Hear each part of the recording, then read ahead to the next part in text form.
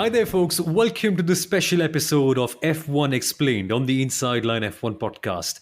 Now, you might be wondering, normally it's Mithila who starts off these episodes, but unfortunately, she's not going to be a part of this one. But don't you worry, I've got a lot of fun stories that I want to share with you. And trust me, we've got the perfect guest to do just that. Now, in the world of Formula one might expect it to be pretty dull at this particular stage of the year. But just like the airfields in the UK, the skies are eventually turning out to be pretty busy. And speaking of the airfield, speaking of Formula One, here's the perfect guest to bring along for this episode of F1 Explained. Folks, please welcome Steve Slater, the voice of Formula One in Asia, and at this stage as well, kind of one of the voices of the Inside Line F1 podcast as well, considering how often we've had him on. But sir, firstly, welcome along. And I want to ask you one major question. Silly season. I mean, what sort of a silly name is silly season? How did it even come about? It's that time where decisions defy logic sometimes. I mean, you can't get much sillier than a 4 times world champion announcing his retirement just at the start of the summer break, unlocking the driver market while everybody's away on holiday. You can imagine the running around behind the scenes, can't you? We've had some real silly ones in the past. Williams used to have a reputation for taking a driver to the World Championship and then releasing them, with Damon Hill and Nigel Mansell. We've seen some bizarre decisions in the past, and we've seen some bizarre decisions which have worked out. I mean, who would have thought bringing a 16-year-old Max Verstappen, whose dad had to drive him to the circuit because he hadn't got a driver's license, who would have thought about bringing him into Formula One? He's done rather well since, though, hasn't he? He has, yeah. And the team he's kind of working for these days has had a crazy amount of stories to talk about in the silly season itself. I mean, I remember, sir, there was a time back in 2017 where Toro Rosso had 6 drivers in their team for 1 year. And it's not MotoGP where you constantly have wildcard drivers coming in and out, but it's just crazy how many things happen at this time of the year. Well, it is. Toro Rosso, of course, had a special reason for doing that. They were effectively the Red Bull Junior team. And Helmut Marko had a task of bringing through new driver talent, funding driver talent through the junior formulas for Formula 3, Formula 2, and GP2 as it used to be, and getting them seats in F1 cars. And bluntly, he worked on the light bulb principle. If you screwed the light bulb in and it didn't go on, you threw it away and put a new one in.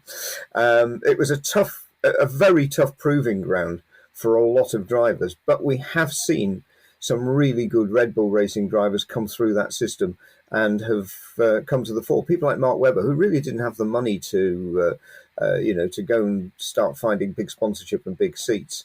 And it's quite interesting now, in the midst of the latest driver silly season, guess who's there behind the scenes as one of the drivers' managers? One Mark Webber. Exactly that. And I'd love to know your take on that in a second. But first, I've got to ask you about the timing of it. Just how does it always end up happening at the Belgian GP? Now, we know for a fact that the storm can brew around quite a fair bit on Spa-Francorchamps, but it's just as intense on the track as it is off it at this time of the year. It is. This, of course, will be the first Grand Prix after the month-long season break, where it's compulsory for the teams to allow their staff, and particularly their engineering and research staff, to stand down. And that is a reflection now of the extended Formula One season, which almost goes from sort of February to November. So it's a way of allowing the teams to regroup. While all that is going on, the commercial guys are working behind the scenes. They're trying to put the money together for next year. And you're talking an organisation now which maybe has to raise $50 to $100 million in order to be able to be out on the starting grid for the next year. That's a big budget. And even with budget caps and everything else, you don't get those decisions made overnight. They'll have been working on them for a year, but this is the time where those decisions start to come through, and that reflects on the driver market. And in the case of drivers, just how early do you think the talks actually begin? Is it just starting around at this stage, or are things actually almost done at this stage most years? A lot of teams, of course, have already confirmed their driver lineups, and consistency is key these days.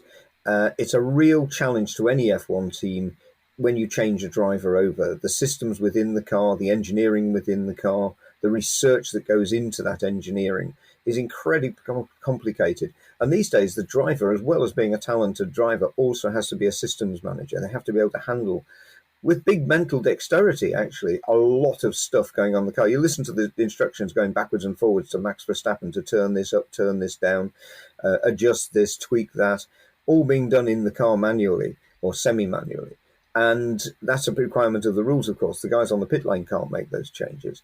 And that is very important. Yeah, interesting stuff you mentioned over there about consistency being key and how McLaren actually want to change that. And I want to get your opinion on that, but I'll do so after a short break. So stay right here, folks, on the Inside Line F1 podcast. There's a lot of fun stuff to talk about the present fiasco and what could happen with Daniel Ricciardo, and also some crazy F1 contract situations over the years. So be right back. Hey folks, welcome back into the Inside Line F1 podcast. We were chatting with the voice of F1 Steve Slater about the driver's silly season. And on the matter of consistency, Alpine have just gone out there and have shaken the entire ground. They've ended up losing not just their number one driver. Now, officially, they might not be having a number one, number two status, but we all know who's the number one in Alpine right now. But they've lost him. They've lost Fernando Alonso, and they've ended up losing one of the most promising talents in Formula One in a matter of 48 hours. So, firstly, how do you look at this entire situation, and just where do we go from here? How does Formula One progress from this situation? Well, let's go back to the very beginning, of course. This was opened up by Sebastian Vettel announcing his retirement from Formula One. And we've almost forgotten Sebastian. He's a 4 times world champion, for heaven's sake. He should be remembered and noted. So he'll be stepping down from Aston Martin. Alonso very quickly said that he was going to move from Alpine to Aston Martin. He obviously sees a bigger chance or a bigger payroll. You decide which it's going to be, and which is quite surprising because he fitted in well with Alpine. He has a good history. It is the old Benetton team, actually, in all but name. So Alonso moved on to Aston Martin. Alpine then announced that Oscar Piastri was going to join them. The Formula 3 champion 2 years ago, Formula 2 champion last year. He's been a part of the Renault Driver Academy. With Zhou Guanyu, in fact, and everybody expected that he would seamlessly move across because he's tested for Renault, he knows how the systems work and everything else. And he's actually managed by Mark Webber, who of course has a history with the Enstone-based team in his own right. So Mark had obviously found there was another alternative, which was McLaren. McLaren and Daniel Ricciardo, I don't say that the team haven't got on with Daniel Ricciardo, but Ricciardo hasn't got on with that way that car handles. It doesn't suit his driving style at all. And it appears that McLaren have made the decision to stand down one Aussie and bring another one in, and that it would be in the shape of Oscar Piastri. Of course, whether the whole deal survives the contact with the lawyers is another story, but I'm pretty sure that Piastri's management team have come to some form of agreement. Alpine, of course, are very upset about this, and it does leave a vacancy next to Esteban Ocon, and it's going to be interesting to see who moves up there next.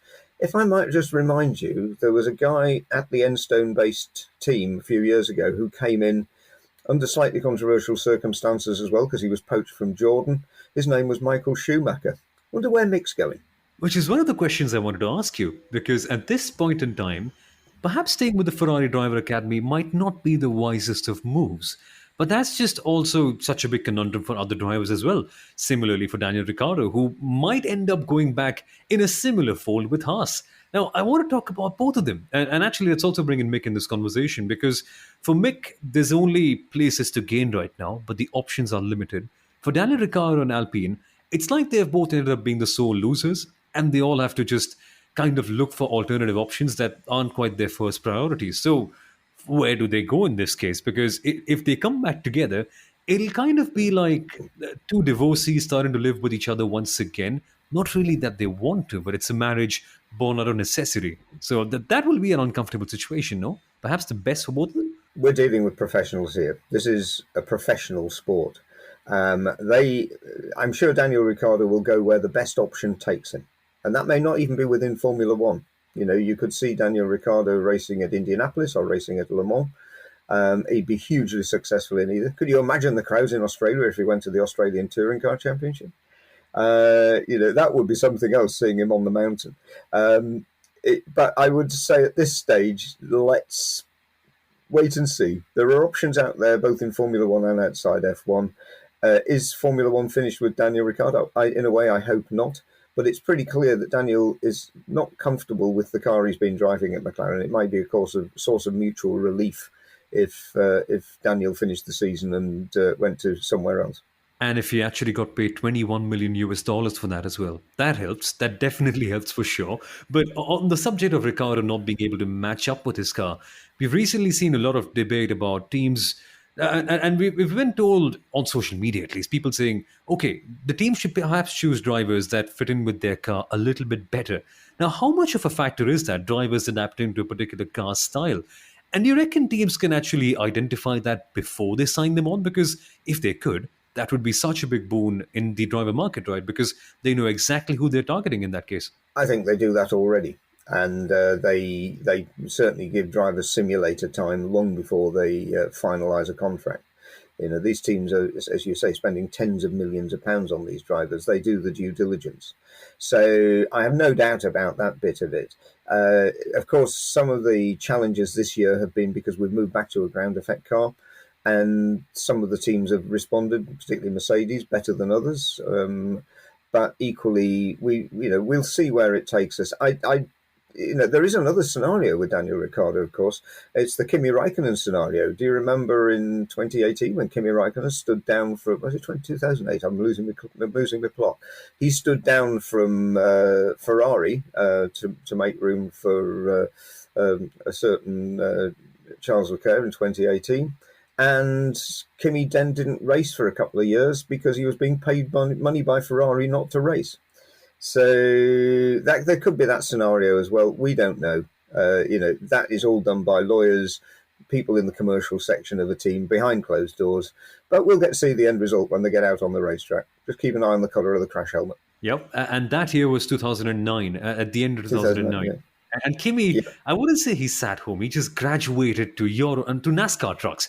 Again, that's the peak of motorsport, isn't it? We all know that it just is. But on the subject of Kimi, on the subject of them, any nearly 1 ton pickup truck that can do the best part of 200 miles an hour, that's got to be fun to drive. They're actually more powerful than the NASCAR stock cars. And they're ridiculously crazy to manage. But that's not the only thing that Kimi drove, because he went to rallies, and there's this iconic image of Kimi Raikkonen standing atop of a flipped rally car saying, yeah, man, it just happened. And that's the kind of stuff that we really love. But Kimi's been on the subject of a lot of crazy contract stories in Formula One that happened in the silly season. Case in point, one that isn't quite 100% relevant, but is really fun to bring out, his scenario with Lotus. Do you remember that? When he actually ended up performing so well that he bankrupted his own team. Well, I really won't comment on that one, but I do know that the thing with Kimi is he may not be the great one for making speeches, but you put him in a race car, you're going to get a 100% Kimi Raikkonen drive, and that's what we all love about Kimi. I did love it earlier this week. He posted an image on Facebook, and there's a picture of him sitting in a NASCAR with just a one-word caption, being typically Kimi, #NASCAR. There's a hint. Exactly. Kimi is just so Kimi. And I want to talk to you specifically about one thing you mentioned early in the episode. You said Michael Schumacher's story with Jordan. Now, that's caught my eye once again, or caught my ear in a way, because we're doing a podcast, but whatever, you get the point, right? The point is, and is one of the really fun stories that kind of not manipulated, that's not the word I'm looking for, but manifested itself in the middle of a season. And that isn't it very similar to what we're seeing with Oscar Piastri, isn't it? But this is, of course, a situation where Piastri hasn't quite driven a race, but Michael in that case did. And for our listeners, absolutely. That must be a crazy time. Well, that was Belgian Grand Prix. Was it been 91? I can't remember now. 90. I can't remember the specific date. Basically, though, the Jordan team had a problem. One of their drivers, Bertrand Gachot, was convicted of a driving offence, a criminal offence, and was banned from racing in Formula One. So that left a seat going for the Belgian Grand Prix. There was this very bright young guy called Michael Schumacher, who had been effortlessly quick in the GP2 and before that in Formula 3, a little bit like Oscar Piastri. And Gary Anderson and Eddie Jordan at the Jordan F1 team brought him in for a test on a section, just a shortened section, the South Circuit at Silverstone. And within 4 laps, Michael was close to the track record. On the 5th lap, he went faster than the track record, and they were on the radio to him saying, "Michael, slow down, you're overdoing it." And Michael said, "I'm not trying yet." So they brought him in and had a debrief. And Michael was utterly at home in the car. They put him in the car for the Belgian Grand Prix qualifying. I think he qualified 6th. Sadly, in those days, manual clutch. He slipped the clutch a little bit too much at the start and burned the clutch, so he retired in the early stages of the lap. Eddie knew he'd found a star. The bad news was that Flavio Briatore had jumped in and offered him a contract with the Benetton F1 team. And history, as they say, tells its own story. In 92 and 95, Michael was world champion for Benetton. And the interesting part of the contract was that he signed a deal with Eddie to, I think, do a race or to sign up for the team for a test or maybe a session, but not the session or something like that. There's some wording that actually got me really confused that Briatore actually used as a advantage. Yeah. Well, I couldn't possibly comment on it because I can't afford the lawyers. But my belief would be that being Eddie wouldn't sign somebody up for a year that he didn't know. He'd have done it on a 1-race contract. And Briatore got a sniff of it and jumped in and offered Michael a longer-term contract and probably a bit more money as well.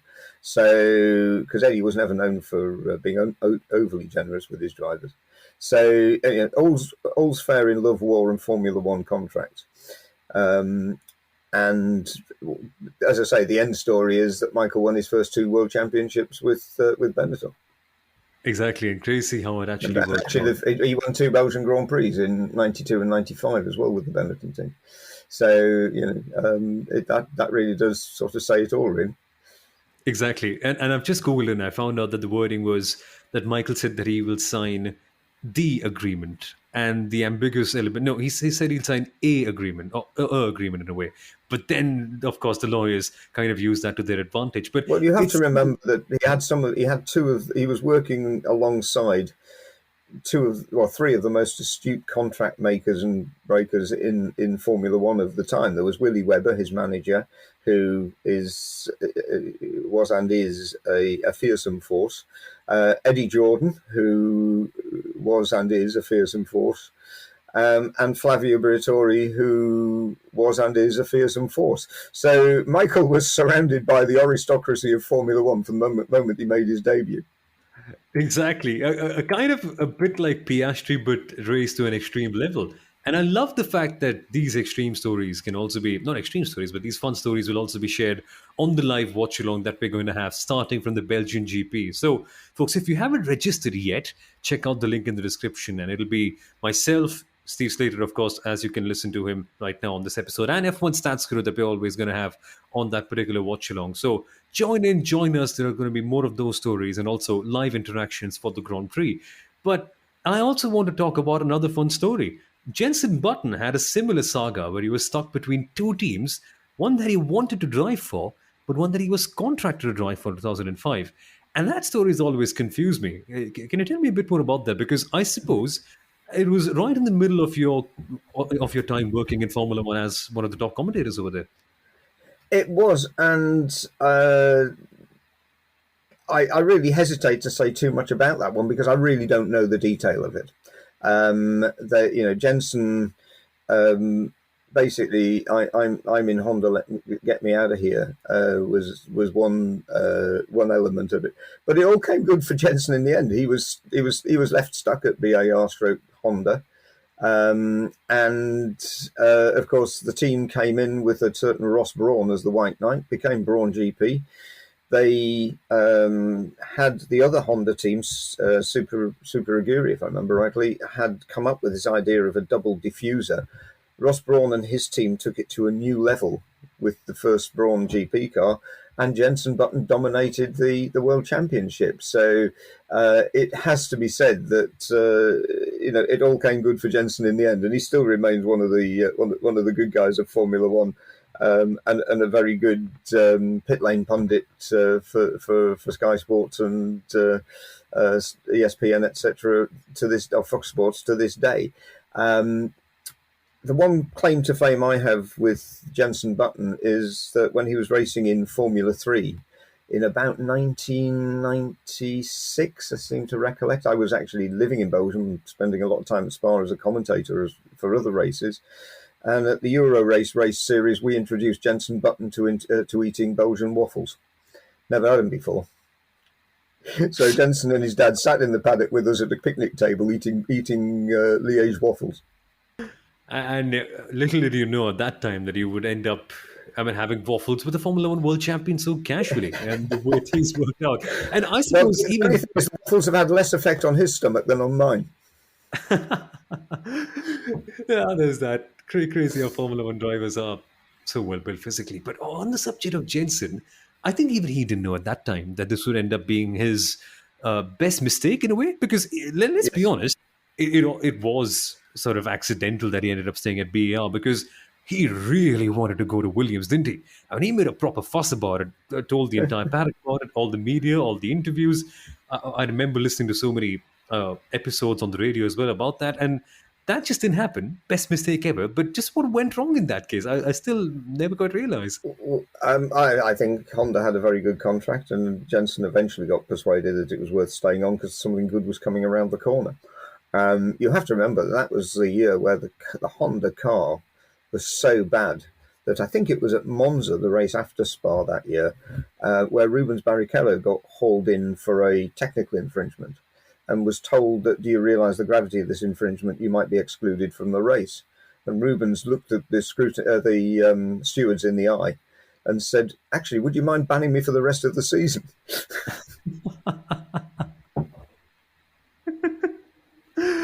Oh man, they were a pitiful team back in the day. But don't know. It's when the pit crew manager has to say to the guys, no guys, the big wheels go on the back. You know something's gone a bit wrong. Exactly. But I wonder what's going to go wrong for Ferrari in Spa. That's the fun thing that we've got to discuss as well. Because, of course, we're going to have a watch along next week for the Belgian Grand Prix. We're so excited to have you on. But just for a brief preview of Spa, I just want to know what you're looking forward to. Because personally, for me, me and Kunal have been having a bit of a competition, maybe trying to just predict what sort of new dumb retirement or a dumb way to lose the race will Ferrari come up with. Is that one of the things on your list for Belgium? Well, the first thing on my list in Belgium is we're 1,000 metres up in the mountains above Liège on the German-Belgian border.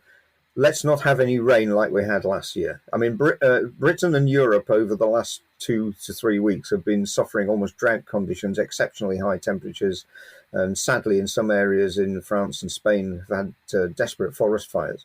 And we certainly don't want those to continue, but I do not want the cloudbursts that we had in the 2021 Belgian Grand Prix. In fact, I hesitate to even call it a Grand Prix. 4 laps behind a safety car and then call Max Verstappen the winner is not a Grand Prix in my book. I'm still amazed at the cynicism that allowed that race to be run. But so let's first of all say fair weather or the odd shower that'll make things interesting, but let's not have the downpours that we had last year. Next thing after that is Ferrari. It's a track that can work for Ferrari. 2018, Vettel won for them here. Charles Leclerc won in 2019. It probably plays to the strength of the Ferrari. It's a track that you don't need huge amounts of downforce, but it's got medium and slow corners as well as the really long straights. And it could be a track where Mercedes could recover their form as well. But Ferrari it's just so frustrating because we know they've got a car that can win races, and it's almost as if a combination of reliability and strategy sometimes just they shoot themselves in the foot. And I really do. I mean, at the moment, they've demonstrated they've got a car and drivers that can win individual Grand Prix, but they yet don't have an infrastructure to go head to head with a Mercedes or a Red Bull and fight for a world championship, which is a great pity because I think Max now, I wouldn't say he's home and dry, but it would have to be a disaster for Red Bull for Max Verstappen not to be world champion this year. Exactly. And the interesting part is that Mattia Binotto says that no change in approach might be needed. Now, we'll watch how that plays out. on our live watch-alongs on Insider, starting off with the Belgian Grand Prix. And once again, folks, you might be saying, yeah, you're harping on about it too much, but we get to do a live watch-along with the legend Steve Slater consistently for 3 or 4 times this year. So that will definitely get me excited, and I hope it does make you excited as well. Because if it does, you can of course join in by checking out the link in our description. And imagine watching the race live, hearing his opinions and his insights on the race, while of course understanding how the race strategy works out and taking part in polls and quizzes. It's just going to be a gala. So don't forget to join in over there. But folks, thank you for listening to this one. So thank you for joining on this particular episode. And we'll be back with a Belgian Grand Prix preview very, very soon. So thanks, guys. Bye-bye.